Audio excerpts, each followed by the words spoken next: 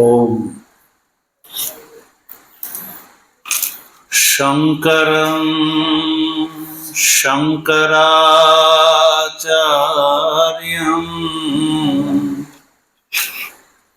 केशवं बादरायणं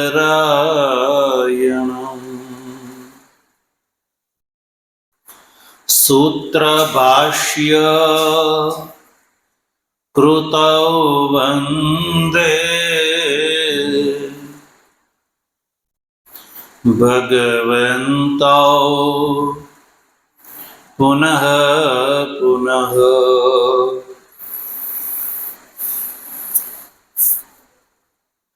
ईश्वरो गुरुरात्मेति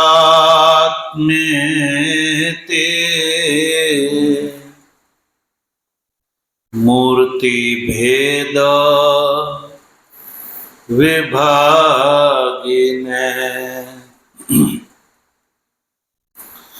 व्योमवत् व्याप्तदेहाय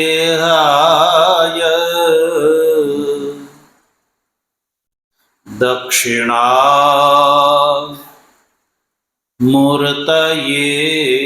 नमः। ओम शांति शांति शांति।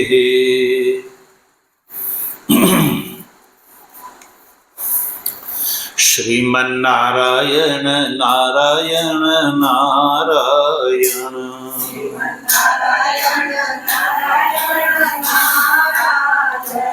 श्रीमन्नारायण नारायण नारायण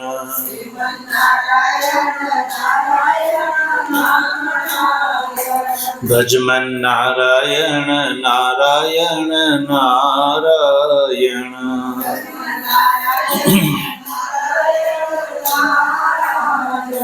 भजमन्नारायण नारायण नारायण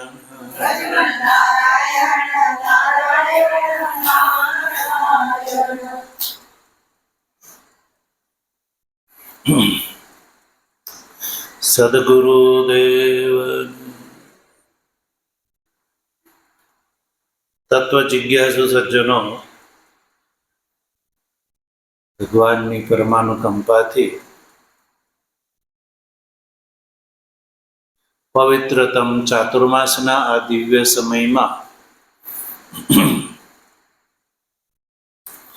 રાત્રિકાલીન સત્રમાં આચાર્ય ભગવત્પાદ ભગવાન શંકરાચાર્યજી દ્વારા વિરચિત चरपट पंजरिका मोह मुद्गर या भजगोविंदम स्तोत्रनो આપણે લાભ લઈ રહ્યા છીએ।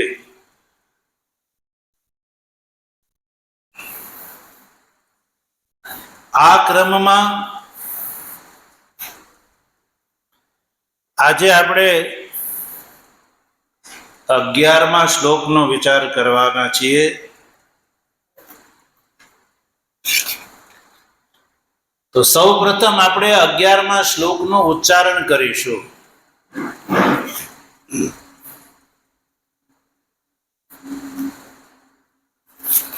ज्ञेयं गीता नाम सहस्रम।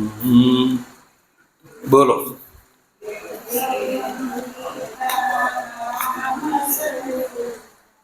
ज्ञेयं गीता नाम सहस्रम।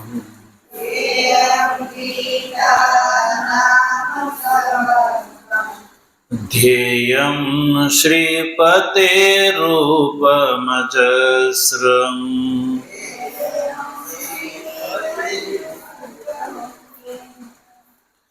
ध्येयं श्रीपतेरूपमजस्रम्।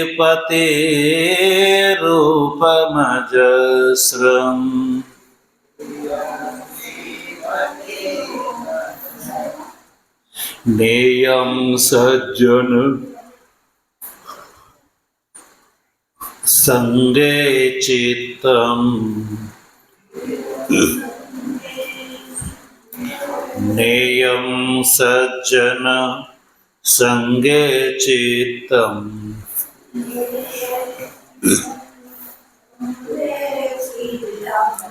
દેયમ દીન જનાય ચ વિત્તમ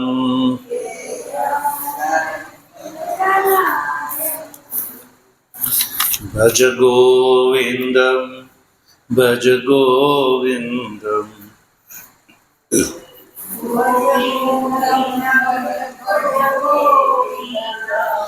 ગોવિંદમ ભજ મૂઢમતે.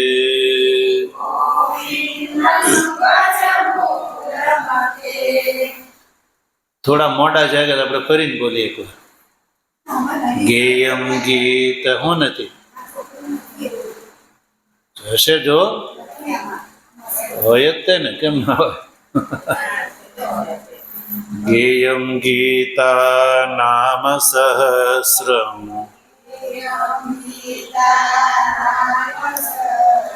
ધ્યેયમ શ્રીપતિરૂપમજસ્રમ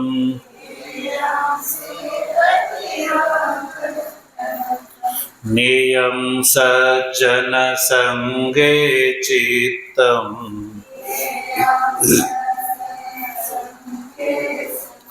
દેયમ દીન જનાય ચ વિત્તમ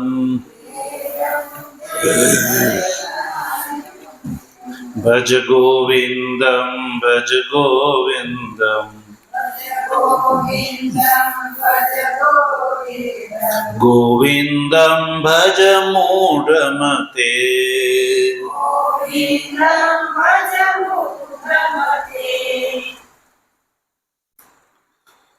તો આચાર્ય ભગવત્પાદ ભગવાન શંકરાચાર્યજી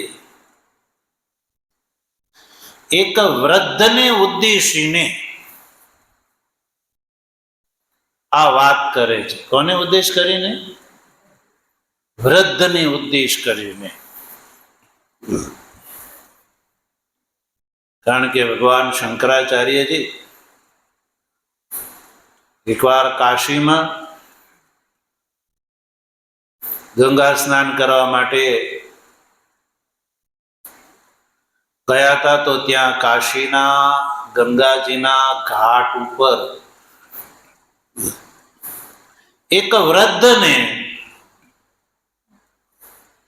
સંસ્કૃત વ્યાકરણની ડુક્રીય કરણે ધાતુ રટતા જોયો. એ વૃદ્ધ ડુક્રીય કરણે ડુક્રીય કરણે ડુક્રીય કરણે ડુક્રીય કરણે આવું જપતો હતો, રટતો હતો. હવે આ કાર્ય ક્યારે કરવાનું હોય ખબર છે? બાલ્યાવસ્થામાં કરવાનું હોય. ક્યારે? અધ્યયનનો સમય ક્યારે કહેવાય? બાલ્યાવસ્થામાં કહેવાય ને. મનુષ્ય જન્મની અંદર કરવા યોગ્ય જે શ્રમ છે ને એના 4 ભાગ કરવામાં આવ્યા છે. શેના? શ્રમના. શ્રમ એટલે કરવા યોગ્ય, જે લેવા યોગ્ય લાભ, એના 4 વિભાગ કરવામાં આવ્યા. શ્રમના. શેના?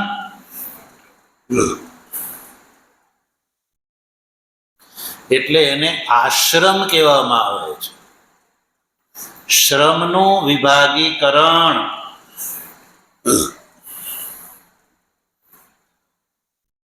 બ્રહ્મચર્ય આશ્રમ, ગ્રહસ્થ આશ્રમ,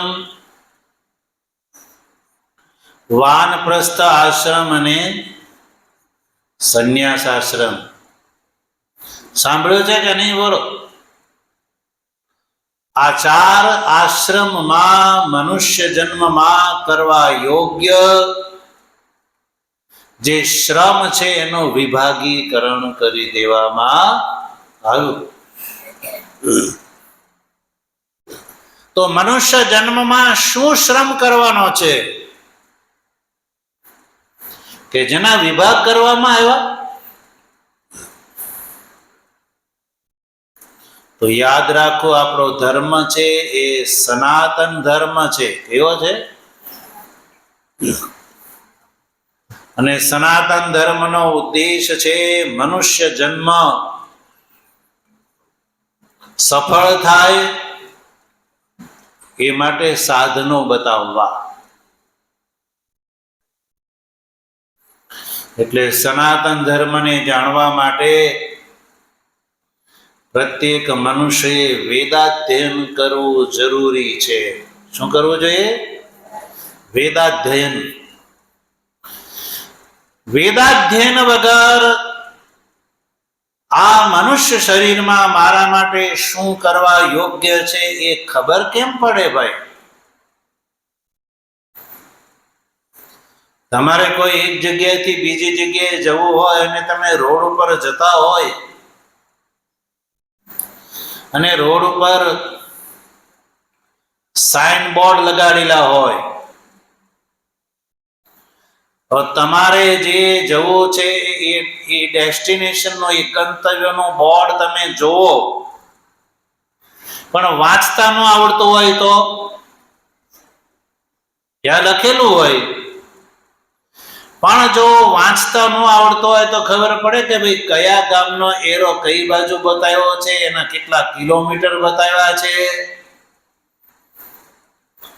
તો વાંચતા તો પહેલા આવડવું પડે ને. તો સજ્જનો, આ વ્યવહાર કરવા માટે પણ પહેલા મનુષ્યએ શું કરવું પડે છે? ભણવું પડે છે, અધ્યયન કરવું પડે છે. તો તમે સમજી શકો ભાઈ મારે જે જગ્યાએ જવું છે એનું બોર્ડ આવ્યું અને એના એટલા કિલોમીટર લખ્યા છે, હવે મારે એટલા કિલોમીટર ચાલવાનું છે, એટલા વાગે હું પહોંચી જઈશ. આ તમે નિર્ધારણ કરી શકો. એમ આ મનુષ્ય શરીર પ્રાપ્ત કરીને શું શું લાભ લેવાનો છે આ શરીરમાં, એ માટે થઈને વેદાધ્યયન કરવું જરૂરી છે. એટલે વેદાધ્યયન કર્યા પછી વેદોમાં કહેલા કર્મ, ઉપાસના અને જ્ઞાનનો લાભ લેવાનો છે. શેનો? કર્મ, ઉપાસના અને જ્ઞાન. તો આ કર્મ કોને કહેવાય, ઉપાસના કોને કહેવાય, જ્ઞાન કોને કહેવાય, તે નક્કી કોણ કરશે? કર્મનું સ્વરૂપ એ નક્કી કોણ કરશે? વેદ. ઉપાસના શું છે, કોણ કરે, કોણ એનો અધિકારી, ઉપાસનાના પ્રકાર કેટલા, ઉપાસનાનું સ્વરૂપ કેવું, ઉપાસ્ય કોણ છે, વગેરે જાણ્યા વગર ઉપાસના ક્યાંથી કરવાના બોલો? પછી જ્ઞાન જે છે, આત્મ તત્વનું જ્ઞાન, આત્માનું સ્વરૂપ કેવું, આત્માના જ્ઞાનથી શું લાભ થાય, વગેરે જે છે એ ઉપનિષદના અધ્યયન વગર એ સંભવ નથી. એટલે સનાતન ધર્મની પરંપરા તો સજ્જનો એ રહી છે કે પ્રત્યેક ત્રૈવર્ણી કે વેદાધ્યયન કરવું જરૂરી છે. જેમ અત્યારે છોકરાઓને ભણવા, કોઈ એવો છોકરો ખરો કે જેને કોઈ ભણવાનો બેસાડે? કારણ કે બધાને ખબર છે ભણવાની શું મહિમા છે, એનાથી શું લાભ થાય છે. એટલે છોકરો ન જતો હોય તો એ બાવડું પકડીને તબતબાવીને પણ નિશાળે મૂકવા. તો એ રીતે વર્તમાન કાળમાં હાલત જે બદલી હોય, પણ વૈદિક કાળથી પ્રત્યેકના માટે વેદાધ્યયન પરમ આવશ્યક માનવામાં આવતું હતું. તો આ ચાર શ્રમ એટલે ચાર કાર્ય કરવાના છે: અધ્યયન, વેદાધ્યયન, વેદોક્ત કર્મ, વેદોક્ત ઉપાસના અને ઔપનિષદ જ્ઞાન.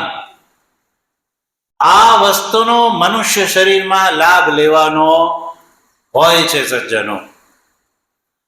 એટલે જે કરવા યોગ્ય હોય સજ્જનો એને શ્રમ કહેવામાં આવે. શું કહેવાય? શ્રમ. અધ્યયન કરવા માટે શ્રમની જરૂર પડે કે બેઠા બેઠા થાય? એમને થઈ જાય છે. તો કર્મ માટે પણ શ્રમ, ઉપાસના માટે શ્રમ, જ્ઞાન માટે શ્રમ કરવો પડે છે. તો શ્રમના વિભાગીકરણને એક સાથે કોઈ એક વ્યક્તિ એક સાથે શ્રમ કરી ન શકે, ચારેયનો લાભ એક સાથે ન લઈ શકે.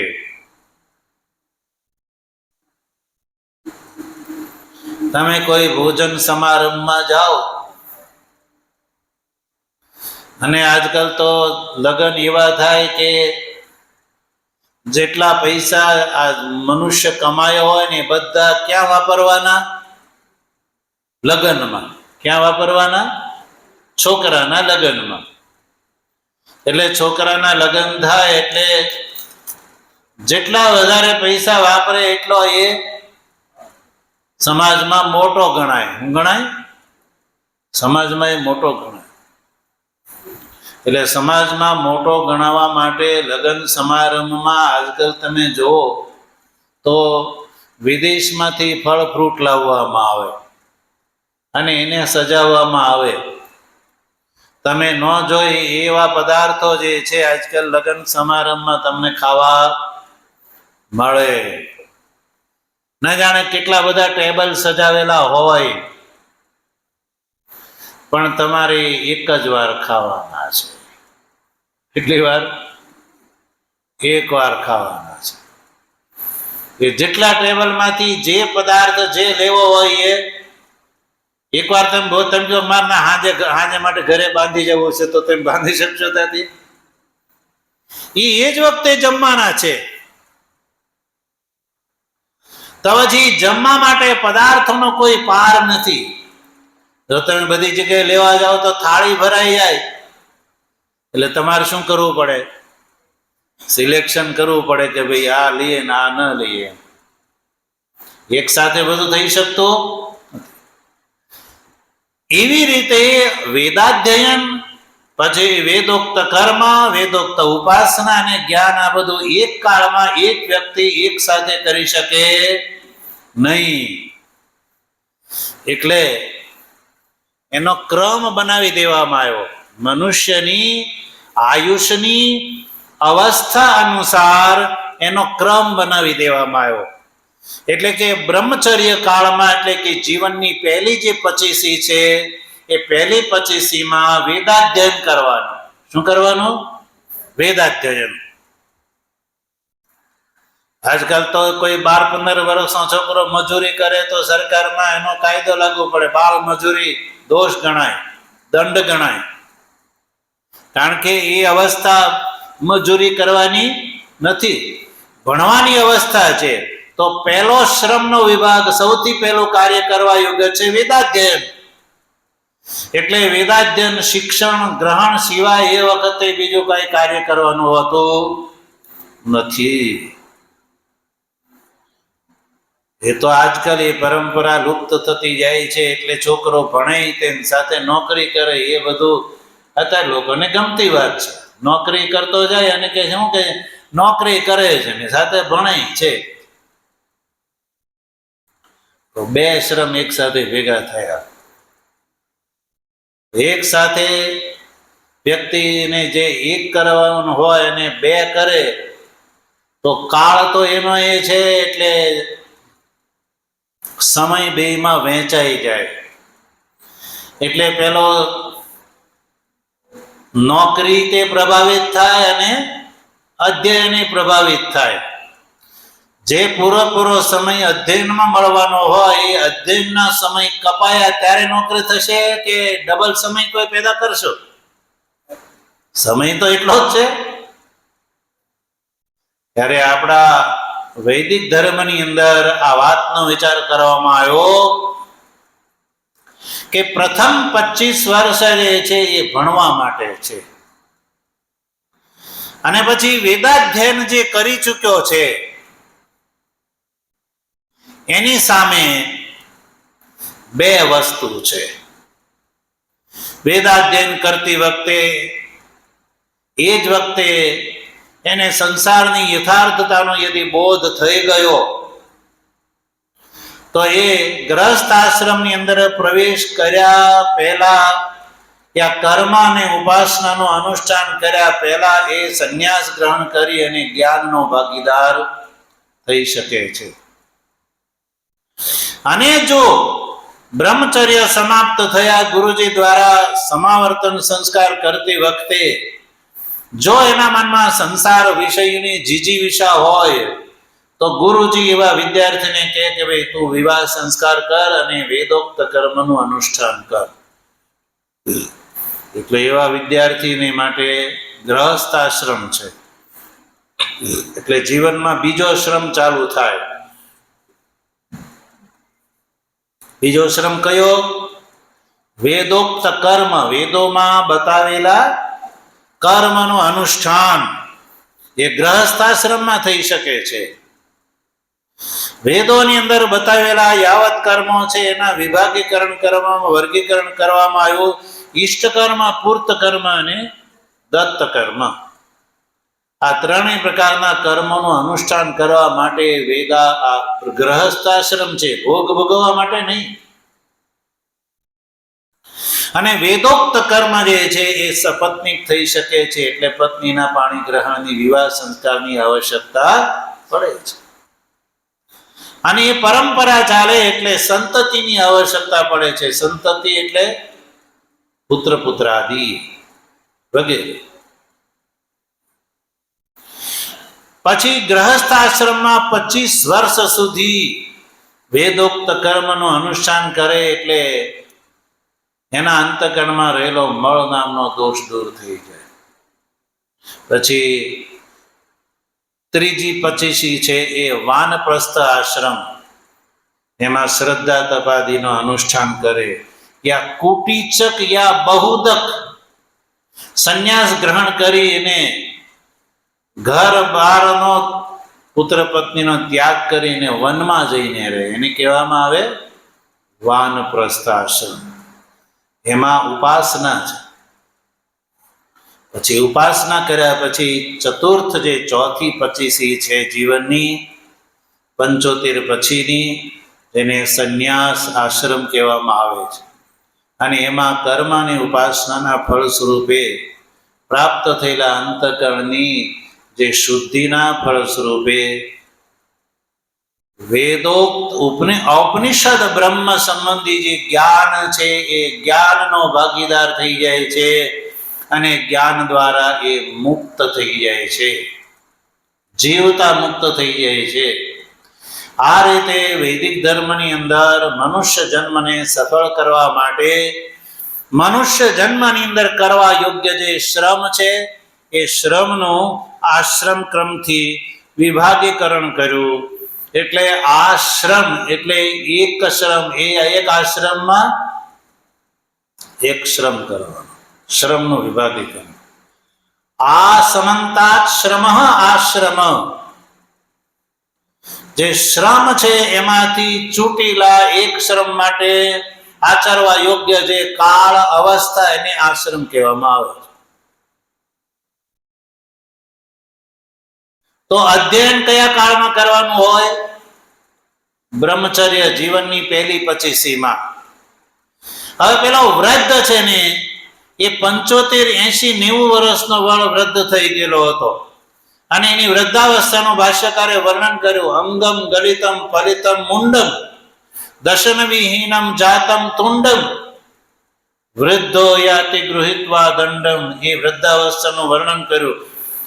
આવી વૃદ્ધાવસ્થાએ પહોંચેલો જે એ વૃદ્ધ છે એ બ્રહ્મચર્ય આશ્રમમાં કરવા યોગ્ય કાર્ય જે કરી રહ્યો હતો. એટલે ભગવાન શંકરાચાર્યના હૃદયની અંદર કરુણાનો ઉદય થયો અને વૃદ્ધને ઉદ્દેશ કરીને આ જે સ્તોત્રની રચના કરી દીધી અને વૃદ્ધાવસ્થામાં કરવા યોગ્ય જે છે કાર્ય જે છે એ બતાવે છે. એટલે વૃદ્ધને ઉદ્દેશને કરે છે કે હે વૃદ્ધ, તો આ અવસ્થામાં આ ડુકરી કરીને ધાતુ રટવાનું બંધ કરી અને આ 4 કાર્ય કર. કયા કયા એ આ શ્લોકમાં બતાવ્યા, જેનું આપણે ઉચ્ચારણ કર્યું. ગેયમ ગીતા નામ સહસ્રમ. યાદ રાખો, ગેયમ એક વાત. ધ્યેયમ શ્રીપતિ રૂપમ અજસ્રમ. બીજી વાત છે ધ્યેયમ. નેયમ સજ્જન સંગી ચિત્તમ. ત્રીજી વાત છે નેયમ. અને દેયમ દીન જનાય ચ વિત્તમ. ચોથું કાર્ય છે દેયમ. સ્તોત્રકાર એવું કહે છે કે આ વૃદ્ધાવસ્થામાં બીજું ભલે કાંઈ ન થાય, વધારે કાંઈ ન થાય તો વાંધો નહીં, પણ આ 4 કાર્ય કર્યા કરવા. કયા કયા 4 કાર્ય? ગેયમ, ધ્યેયમ, નેયમ અને દેયમ. યાદ રહેશે? બોલો બોલો. ગેયમ. ગેયમ યાદ રહ્યું? ગેયમ. પછી ધ્યેયમ, નેયમ અને દેયમ. બસ આ 4 કાર્ય જો મનુષ્ય કરે ને તો યમના ચોપડામાંથી નામ ખારીજ થઈ ગઈ, કેન્સલ થઈ ગઈ. જમરાજાના ત્યાં આપણો ચોપડામાં નામ હશે કે નહીં હોય આપણું? તો જમને ત્યાં ચોપડામાંથી નામ કેન્સલ કરાવવું છે તો કહ્યું કે આ 4 કાર્ય કરવા જોઈએ. ગેયમ, ધ્યેયમ, નેયમ અને દેયમ. તો તમે કહેશો કે આ શું હશે? તો સૌથી પહેલું કાર્ય બતાવ્યું. ગેયમ એટલે ગાવું. ગેયમનો અર્થ છે ગાવા યોગ્ય. ગેયમ શબ્દનો સીધો અર્થ છે ગાવા યોગ્ય. તમને ગાવાની તો બહુ ઈચ્છા થાય, બધું ગાતા હોય લોકો, પણ ગાવા યોગ્ય ખરેખર શું છે? તો કહ્યું કે ગીતા અને નામ સહસ્રમ. આનું ગાન કરવું. કહે છે કે બીજું બધું છોડીને હે વૃદ્ધ, તું ગીતા અને નામ સહસ્રનું ગાન કર, એવો ઉપદેશ આપ્યો. ગીતાનું અને નામ સહસ્રમનું તું ગાન કર. ગીતા એટલે ખબર પડી કે નહીં ભાઈ? બોલો. ગીતા શાસ્ત્ર, ગીતા શાસ્ત્રમ જે છે એનું ગાન કર. એટલે ભગવદ્ ગીતા અધ્યયનમ કુરુ. કહ્યું કે હે વૃદ્ધ, તું ભગવદ્ ગીતાનું અધ્યયન કર. અત્યારે ભગવદ્ ગીતા કોની વાણી છે? ભગવાન શ્રી કૃષ્ણની વાણી છે. એટલે કહ્યું કે જીવનમાં ગાવા યોગ્ય જો કોઈ હોય તો એ આ શાસ્ત્રો છે. શું છે? શાસ્ત્રો છે. એટલે મનુષ્યએ બીજા અન્ય નિરર્થક અને નિષ્ફળ કાર્યોમાં સમય ગમાવતા પહેલા આમાં સમયને સફળ કરવો જોઈએ. અને જે ગીતાનું પઠન કરે છે, નામ સહસ્રનો જે પાઠ કરે છે, અન્ય ઉપનિષદ વગેરેનો જે પાઠ કરે છે, તો સમજો કે એને સમયનો પૂર્ણપણે સદુપયોગ કર્યો કહેવાય. તો ગીતાજીનું સહસ્રનું પાઠ કરે તો એ સમય જે છે એ સફળ થયો કહેવાય. કેવલ ગીતા અને નામ સહસ્ત્ર, નામ કેવલ ગ્રહણ કરે અભિપ્રાય આ ઉપલક્ષણથી જે કઈ મનુષ્યના માટે હિતકારી શાસ્ત્રો છે એ બધાને ગ્રહણ કરવાના. તો ભાઈ ગીતાનું જ અધ્યયન શા માટે? તો કહ્યું કે ગીતા છે ને એ ઉપનિષદનો સાર છે. શું છે? સાર છે. ઉપનિષદ રૂપી ગાયોથી દોયેલું દૂધ છે. જો સામાન્ય દૂધ છે ને એ તો 24 કલાકમાં બગડી જાય. તમે ગરમ ન કર્યો હોય તો બગડી જાય. અને આ ગીતા રૂપી જે દૂધ છે એને 5,500 વર્ષ થયા. કેટલા? 5,500 વર્ષ. ભગવાન શ્રી કૃષ્ણે આ ધરાધામ છોડ્યું એને એટલા વર્ષ થયા. તોય હજી આ ગીતા રૂપી દૂધ બગડ્યું નથી. પીવા વાળાની જરૂર છે. દૂધ બગડતો પણ પીવા વાળાને ક્યાં ટાઈમ જ છે? પીવા વાળાને ખબર જ નથી કે શું પીવું જોઈએ, શું ગાવું જોઈએ, એ ખબર જ નથી. એટલે ખોટો ગાય છે પણ સાચો નથી ગાવ. સર્વોપનિષદો ગાવો દુગ્ધા ગોપાલ નંદન પાર્થો વત્સ સુધીર ભોક્તા દુગ્ધમ ગીતા મૃતમ મહત. ગીતાના મહાત્મ્યની અંદર બતાવ્યું કે ઉપનિષદ રૂપી ગાયો છે. ભગવાન શ્રી કૃષ્ણ જેવા દોવા વાળા છે. દોગતા ગોપાલ નંદન. દોવા વાળા કોણ છે? ગોપાલ નંદન. જો ગોપાલ નંદન શબ્દનો પ્રયોગ કરીને એ સૂચિત કરવામાં આવે છે કે ભગવાન શ્રી કૃષ્ણ ગાયો રાખવા વાળા ગોપાલના છોકરા છે. એટલે એને ગાય દોતા હારી પેઠે આવડે છે. ખેડૂતના છોકરાને ગાડું જોડતા આવડે કે ન આવડે? બોલો. ખેડૂતના છોકરાને તો આજકાલના છોકરાને તો ગાડું શું એ ખબર નથી. ભલે કહેવાતો હોય ખેડૂત, પણ એ પારંપરિક કાર્ય જે છે એ તો આવડતું જ હોય છે. આજકાલ તો એ પરંપરા સમાપ્ત થઈ ગઈ. આજકાલના છોકરાને પૂછો ગાડું શું, તો એ તો કહે છે કે ખબર નહીં ગાડું શું, એ જ ખબર નહીં. તમારા છોકરાને પૂછી જો ગાડું શું, બળદ ગાડું શું. એને તો તમે કાટ પૂછો તો ખબર પડે. કાટ પૂછો. અહીંયા થોડા ટાઈમ પહેલા એક ભગત આવ્યા.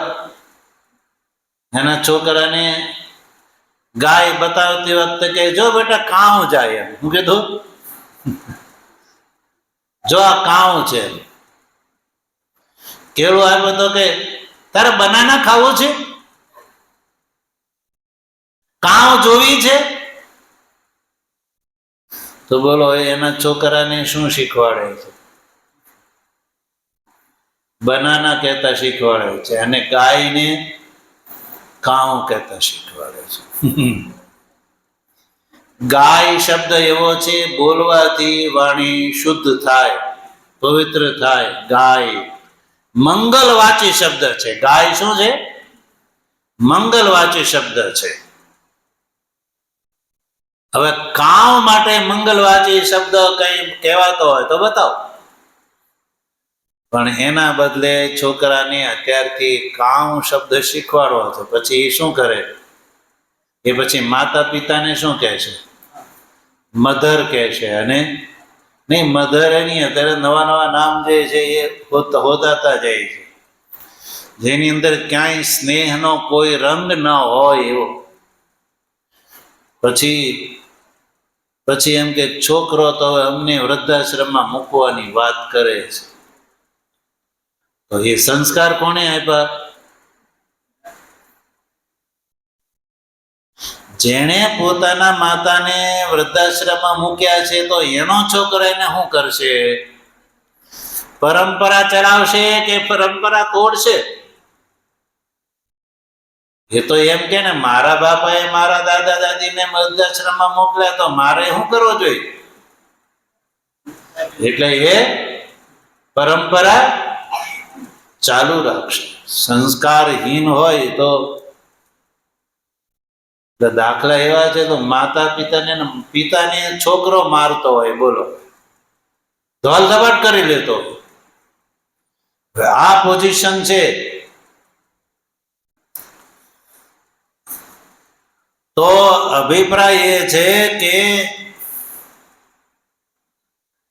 શું વાત કરી રહ્યા હતા આપણે? કોની યાદ હે?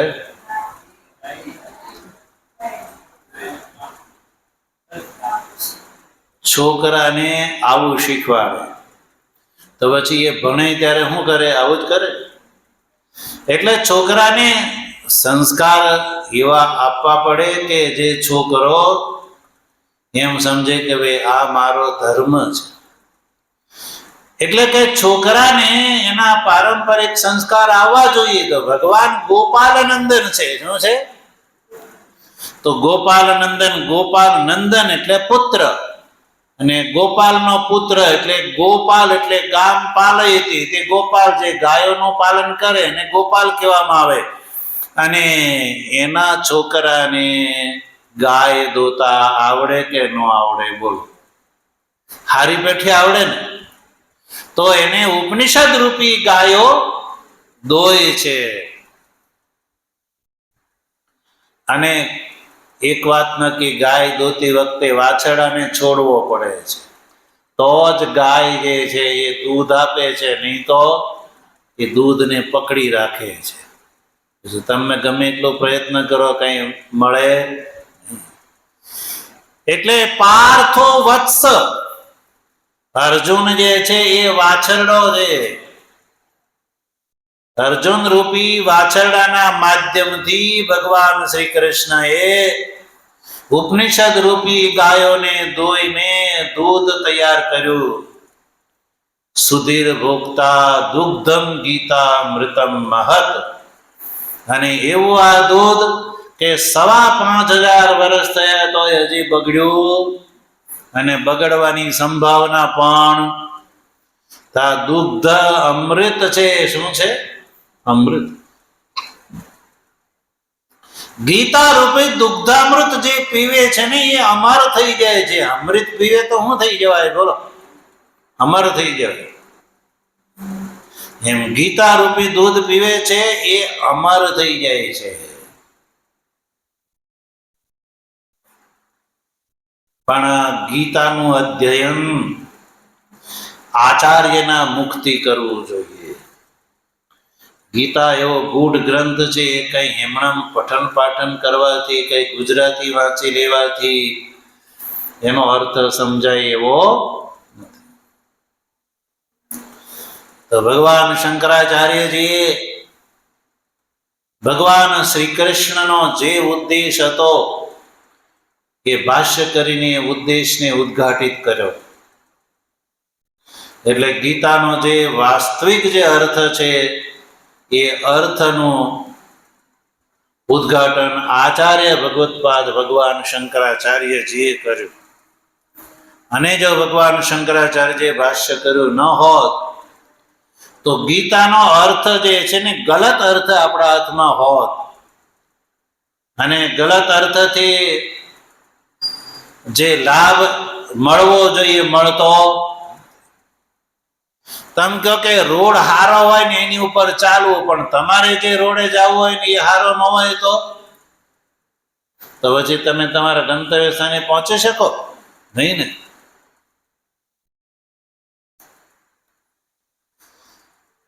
એટલે સજ્જનો,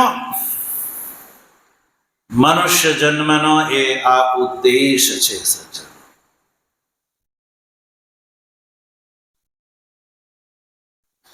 એટલે ભગવાન શંકરાચાર્યજી અહીંયા ગીતા શાસ્ત્રના અધ્યયનની એટલા માટે વાત કરે છે કે જે ગીતા રૂપી અમૃતને પીવે છે એ અમર થઈ જાય છે. એટલે કે બીજા કોઈ શાસ્ત્ર જે છે એ ન વંચાય તો વાંધો નહીં, પણ વેદાંતના આચાર્યના મુખથી ભાષ્ય સહિત ગીતાનું અધ્યયન કરવું, જેનો આપણે પ્રાતઃકાળમાં લાભ લઈ રહ્યા છીએ. શાંકર ભાષ્યના માધ્યમથી ગીતાના અર્થનો આપણે વિચાર સવારે કરીએ છીએ. એટલે વૃદ્ધને ઉદ્દેશને કહ્યું કે તું ગીતાનું અધ્યયન કર, એ તારા માટે આ જન્મ મરણાદિના દુઃખોથી છોડાવવા વાળો થશે. આ ડુકરી કરને ધાતુ જે છે તને મૃત્યુના મુખથી નહીં છોડાવે. ગીતાનો એક શ્લોક જે છે એ જો ગ્રહણ થઈ જશે તો મૃત્યુનો ભય દૂર થઈ જશે. ભગવાન શ્રી કૃષ્ણે કહ્યું, ન જાયતે મ્રિયતે વા કદાચિન નાયમ ભૂત્વા ભવિતા વાન ભૂયઃ અજો નિત્યઃ શાશ્વતોયમ પુરાણો ન હન્યતે હન્યમાને શરીરે. આ શ્લોકમાં ભગવાન શ્રી કૃષ્ણએ આત્માના પારમાર્થિક સ્વરૂપનું વર્ણન કર્યું કે હે અર્જુન, આત્મા આવો છે, જન્માદિ દુઃખોથી આત્મા અલિપ્ત છે. આ દેહાદિ જન્માદિ દુઃખ જે છે એ શરીરના છે, અંતઃકરણના છે. આત્મા તો નિત્ય શુદ્ધ બુદ્ધ મુક્ત સ્વભાવ છે. એટલું જો સમજાઈ જાય ને તો એ જીવ અમર થઈ. નામ સહસ્રનું તું ગાન કર. નામ સહસ્ર એટલે જેમાં ભગવાનના હજારો નામોનો ઉલ્લેખ છે એ. તો સજ્જનો, આપણે સનાતન ધર્મમાં મુખ્ય રૂપથી 5 દેવતાઓની પૂજા કરવામાં આવે છે. કોણ છે એ 5 દેવતા? તો યાદ રાખો, શિવ, વિષ્ણુ, ગણેશ, શક્તિ અને સૂર્ય. આ 5 દેવતાની આપણે ત્યાં પૂજા ઉપાસના થતી આવે છે. અત્યારે કયો મહિનો ચાલે છે? શ્રાવણ માસમાં કોની પૂજા? ભગવાન શંકરની પૂજા ઉપાસના.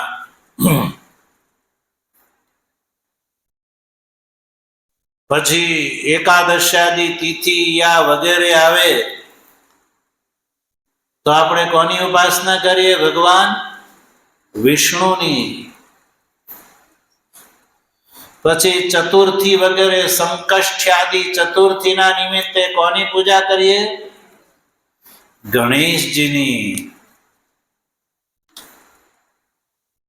ચતુર્થીના ચંદ્રનું દર્શન કરીને વગેરે જે વ્રત કરવામાં આવે છે કોના નિમિત્તે? ગણેશજી. પછી નવરાત્રિ વગેરે આવે,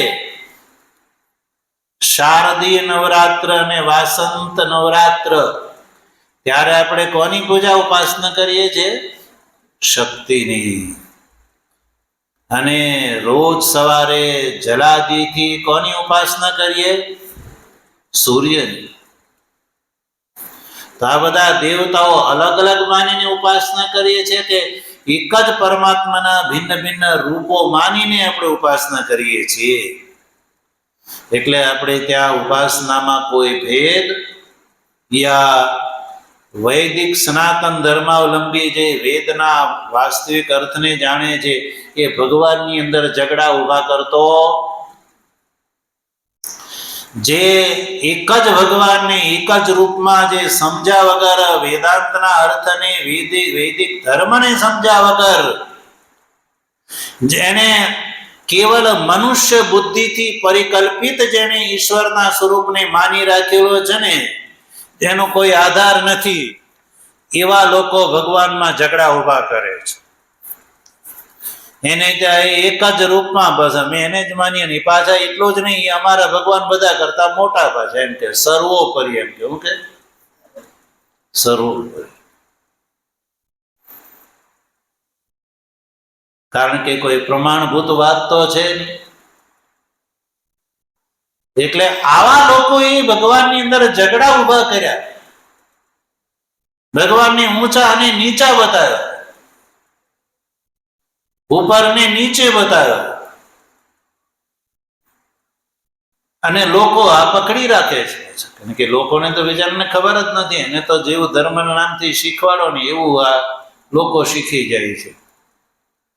અને એનું ફળ છે ધૂર્ત, પાખંડી અને અપ્રામાણિક એવા જે સંગઠનોના બની બેઠેલા જે મુખિયાઓ છે એ આજે લોકોને બેવકૂફ બનાવે છે અને લોકોને બેવકૂફ બનવું છે, લોકોને સાચું સમજવું જ નથી.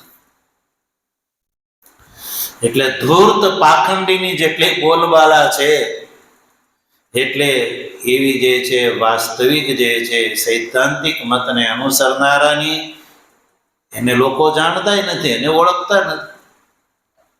અને ધૂર્ત અને પાખંડીઓ બધી જગ્યાએ આગળ હોય છે એટલે લોકો એને જ પ્રધાન માનીને ચાલતા હોય છે અને સાચા માર્ગથી એ ભ્રષ્ટ થઈ અને પોતાના આત્મકલ્યાણને ખોઈ બેસે છે.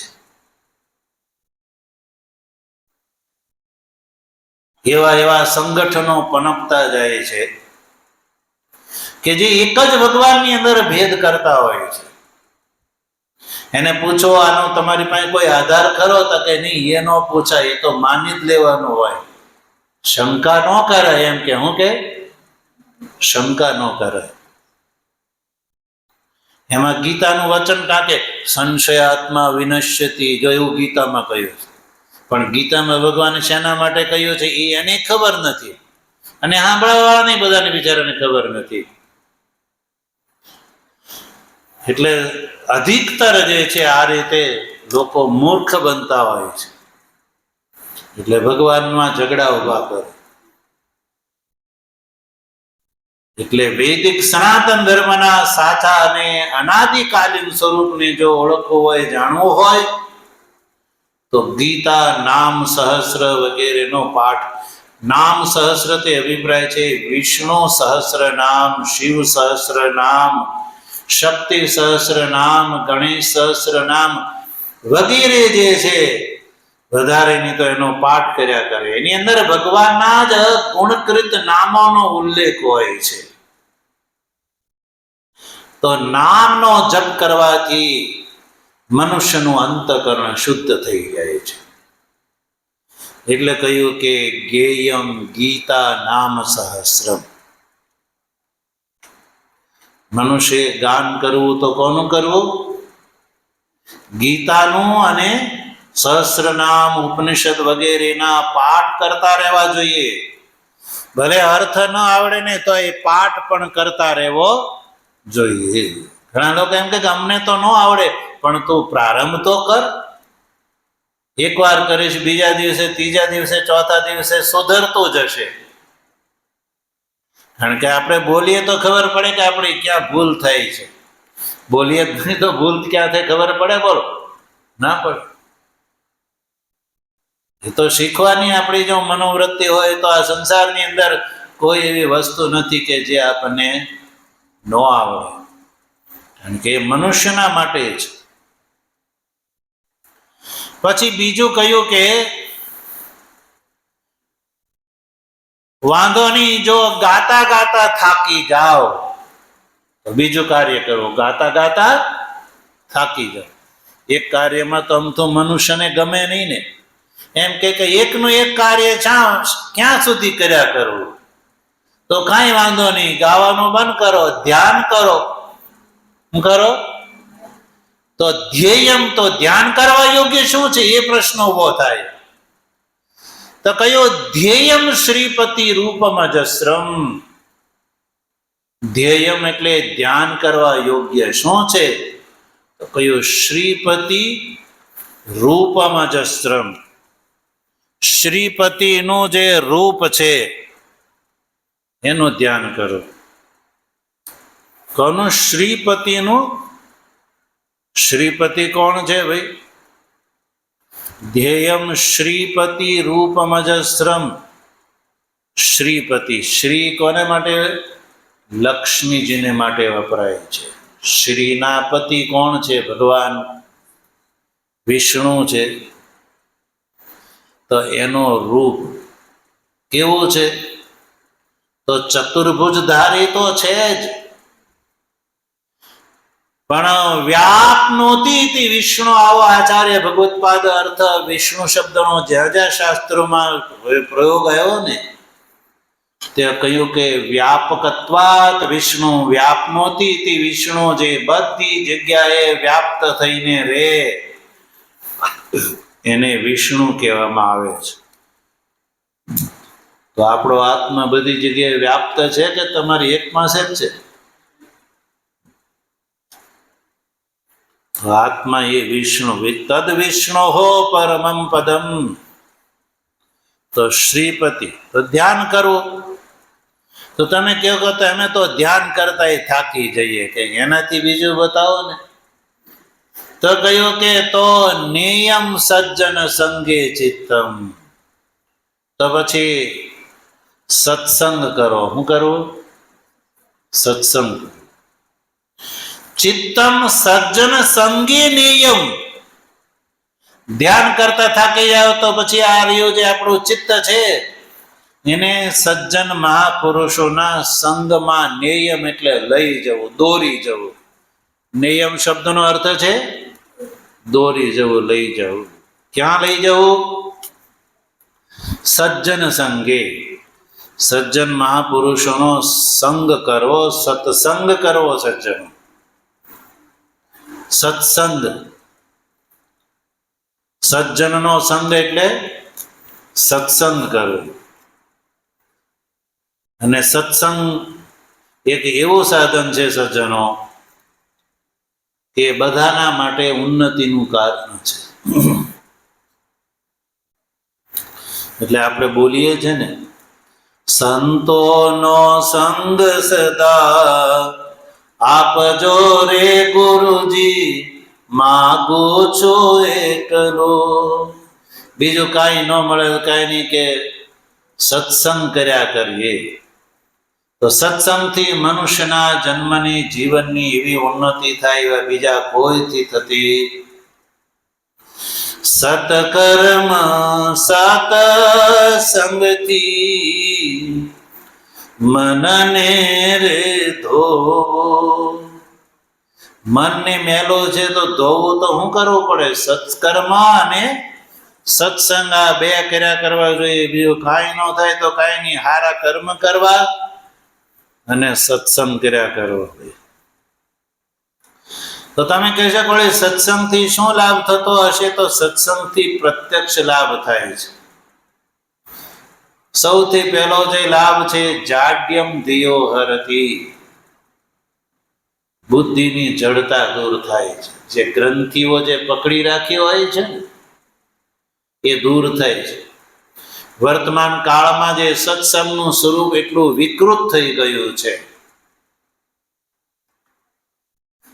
કે જેને તમે સજ્જન માનીને એનો સંગ કરો છો ને, એવા તથાકથિત અને કહેવાતા જે સજ્જન, એ તમને એવી ગ્રંથિની અંદર બાંધી દે કે જે ગ્રંથિ એ બીજો કોઈ તોડી ન શકે. અને એવી ગ્રંથિમાં બાંધી દે, અને ગ્રંથિમાં બાંધ્યા પછી આવા તથાકથિત સજ્જનો એ બે કાર્ય કરે, કે ગ્રંથિમાં બંધાઈ ગયેલા અનુયાયીને બેરો કરી દેવો અને આંધળો કરી દેવો. આંધળો કરી દેવો અને બેરો કરી દેવો. આંધળો કરી દેવો એટલે મારા સિવાય કોઈની પાસે જવું નહીં. આ પહેલી વાત. મને જ માનવાનો, બીજાને. પછી બેરો કરી દેવો એટલે બીજા કોઈનું સાંભળવાનું નહીં, મારું જ સાંભળવાનું. બસ એ બેરો થઈ ગયો અને આંધળો થઈ ગયો. એ અનુયાયી મૂર્ખ, એટલે તરત પાટો બાંધી લે અને તરત કાનમાં રૂના કુંબડા ભરાવી દે કે મારે બીજાને જોવાનું નથી ને સાંભળવાનું. હવે આવા જે તથાકથિત જે કહેવાતા બહારથી દેખાતા સજ્જનો છે, એવા સજ્જનના સંગમાં જવાથી મનુષ્યનો હિત નહીં પણ અકલ્યાણ જ થાય છે. કારણ કે એ જ ગ્રંથિમાંથી ન નીકળ્યા હોય તો પછી બીજાને ગ્રંથિનો ભેદ ક્યાંથી કરાવી શકશે? પોતે જ જો પોતાની જ ગ્રંથિઓનું ભેદન ન થયું હોય, અને શાસ્ત્રમાં કહ્યું કે જ્યારે જીવને જ્ઞાન થાય છે ને ત્યારે ગ્રંથિઓનું ભેદન થઈ જાય છે, હૃદયની ગ્રંથિઓનું ભેદન થઈ જાય છે, સંશયોનું છેદન થઈ જાય છે અને કર્મનો ક્ષય થઈ જાય છે. આ જ્ઞાનનો લાભ છે. તો આવા તથાકથિત જે બની બેઠેલા અને બીજાની શક્તિથી પોતાને શક્તિમાન કેવડાવવા વાળા, એની ગ્રંથિઓ જ જે છે મટી હોતી નથી, તો એ બીજા અનુયાયીને ગ્રંથિનું ક્યારથી ભેદન કરાવી શકે? એટલે સજ્જનનો સંગમાં, સજ્જનમાં બે શબ્દ છે, એક સત અને એક જન. એટલે કે જે સતને ઓળખાવે એને કહેવામાં આવે સજ્જન. તો સતને ઓળખાવે કોણ ઓળખાવી શકે ભાઈ? કે જે સતને જાણતા હોય એ ઓળખાવી શકે. તો સતને જાણવા માટે આધાર શું છે? શાસ્ત્ર છે, ગીતા, ઉપનિષદ અને બ્રહ્મસૂત્ર. આ ત્રણ પ્રમાણભૂત શાસ્ત્રના માધ્યમથી સજ્જનો જે સત ચિત્તને આનંદ સ્વરૂપ પરમાત્માને પોતાના આત્માથી અભિન્ન રૂપથી ઓળખાવે એવા મહાપુરુષોને સજ્જન કહેવામાં આવે છે. અને એના સંગથી જીવની ઉન્નતિ થાય છે. એટલે કહ્યું કે ચિત્તને લઈ જવું તો સજ્જન મહાપુરુષોના સમાગમ લઈ જવું. અને આવા જે સજ્જન મહાપુરુષોના સંગનો પ્રભાવ એટલો હોય છે કે એના સાથે રહેવાથી, એના સંગમાં રહેવાથી જીવની ઉન્નતિ થાય છે. ભાગવતની અંદર રાજા ભરતની કથા આવે છે. ઋષભદેવ નંદન ભરત પોતાનો રાજકારભાર છોડી અને જંગલમાં તપ કરવા માટે જાય છે, ગંડકી નદીના કિનારે. એકવાર નદીમાં સ્નાન કરવા ગયા તો સિંહની ત્રાડથી એક ભયભીત હરણી ભયની મારી તળાવમાં પડીને એનો બચ્ચો જે છે એનો જન્મ થઈ ગયો, ભયાક્રાંત હોવાના કારણે. બચ્ચું પાણીમાં ડૂબવા લાગ્યું એટલે રાજા ભરતથી ન રહેવાય એટલે એને બચ્ચાને બચાવી લીધો અને પોતાના આશ્રમે લાવે છે. એનું લાલન પાલન કરવાનું ચાલુ કર્યું. હવે લાલન પાલન કરવાનું ચાલુ કર્યું અને બચ્ચા ઉપર પ્રીતિ થઈ ગઈ. બચ્ચું જે છે એ મોટું થઈ ગયું, પુખ્ત થઈ ગયું. તો આજુબાજુમાં હરણિયા ચરતા હતા, એને જોયું કે મારી બિરાદરીના લોકો છે એટલે હરણનો બચ્ચો જે છે ભાગી ગયું, એના ટોળામાં ચાલ્યું ગયું. રાજા ભરતનું બચ્ચાના ચિંતનમાં જ શરીર છૂટી ગયું. એટલે કહેવાય છે કે રાજા ભરત જે છે આગલા જન્મમાં ચિંતનના કારણે હરણનો જન્મ આવે છે. અને હરણના જન્મમાં એને બોધ રહ્યો કે હું આ રીતે રાજા ભરત હતો, હરણના બચ્ચાના સ્નેહના કારણે મારી આ દશા થઈ. પછી પ્રારબ્ધ યોગથી હરણનું શરીર છૂટ્યું એટલે પુનઃ જે છે એ બ્રાહ્મણના ઘરે એનો જન્મ થાય છે. એ વખતે પણ એને બોધ છે એટલે એને કોઈની સાથે જે છે એ સ્નેહ ન કર્યો, ઉન્મત્ત પ્રમત્તની પેઠે રહેવા લાગ્યા એટલે એને રાજા જડ ભરત કહેવામાં આવે છે. પણ પેલું બચ્ચું છે એ રાજા ભરતના સંગમાં રહેવાના કારણે એ જે હરણના બચ્ચાના અનેકો જન્મ થવાના હતા, મનુષ્ય શરીર મળવાને એને બહુ વાર હતી. એ હરણના બચ્ચાને મનુષ્ય શરીરની પ્રાપ્તિમાં અનેક જન્મની બાધા હતી. પણ ભરતના સંગના ફળ સ્વરૂપે એને તરત જ એ હરણનું શરીર છૂટતા એ હરણનું બચ્ચું છે એ રાજા રઘુગણના રૂપમાં એનો અવતાર થાય છે. અને એટલે જ રાજા રહોગણ જે છે એ સત્સંગ પ્રિય રાજા છે. એટલે રોજ એ કપિલ મુનિને ત્યાં સત્સંગ કરવા જાય છે. રાજાનો એ નિયમ છે કે રોજ સત્સંગ કરવા માટે એ જાય છે. અને એમાં વચ્ચે આ જળ ભરતનો યોગ થાય છે એ વાત અલગ છે. પણ અભિપ્રાય એ છે કે એક હરણના બચ્ચાએ ભરતનો સંગ કર્યો, ભરતની એના ઉપર પ્રીતિ થઈ, એની કૃપાના કારણે એનો આગલો જન્મ જે છે એ મનુષ્યનો થાય છે ને રાજા રઘુગણના રૂપમાં, અને સત્સંગના સંસ્કાર રાજાના શરીરમાં પણ ચાલુ રહ્યા. એટલે સત્સંગનું આ ફળ હોય છે સજ્જનો.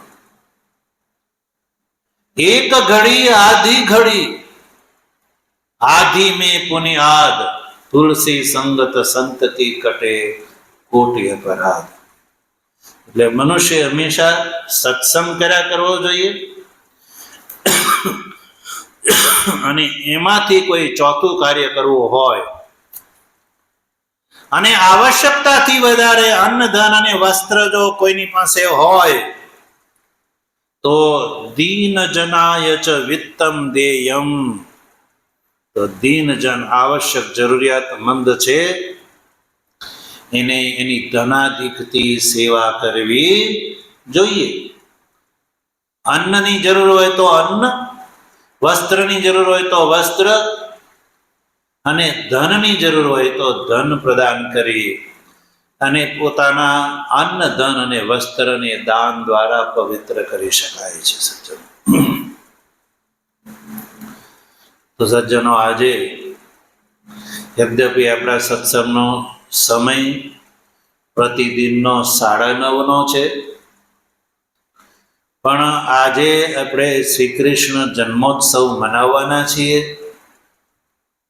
એટલે 12 વાગ્યા સુધી તો આપણે જાગરણ કરીશું.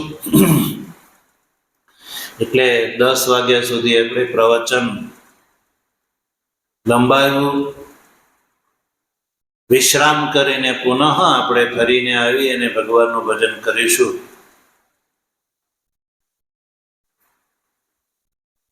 શંકરમ શંકરાચાર્યમ કેશવમ બાદરાયણમ સૂત્રભાષ્ય કૃતૌ વંદે ભગવંતો પુનઃ પુનઃ. ईश्वरो गुरुरात्मेति मूर्तिभेद विभागिने व्योमवद्व्याप्त देहाय दक्षिणामूर्तये नमः. ओम शांति शांति शांति. सच्चिदानंद माधवानंद, सच्चिदानंद माधवानंद, सच्चिदानंद सच्चिदानंद माधवानंद, सच्चिदानंद माधवानंद, सच्चिदानंद माधवानंद माधवानंद, सच्चिदानंद माधवानंद, सच्चिदानंद माधवानंद, सच्चिदानंद सच्चिदानंद माधवानंद, सच्चिदानंद माधवानंद, सच्चिदानंद माधवानंद, सच्चिदानंद सच्चिदानंद माधवानंद, सच्चिदानंद माधवानंद, सच्चिदानंद माधवानंद, सच्चिदानंद माधवानंद. सद्गुरुदेव सनामी छे छताना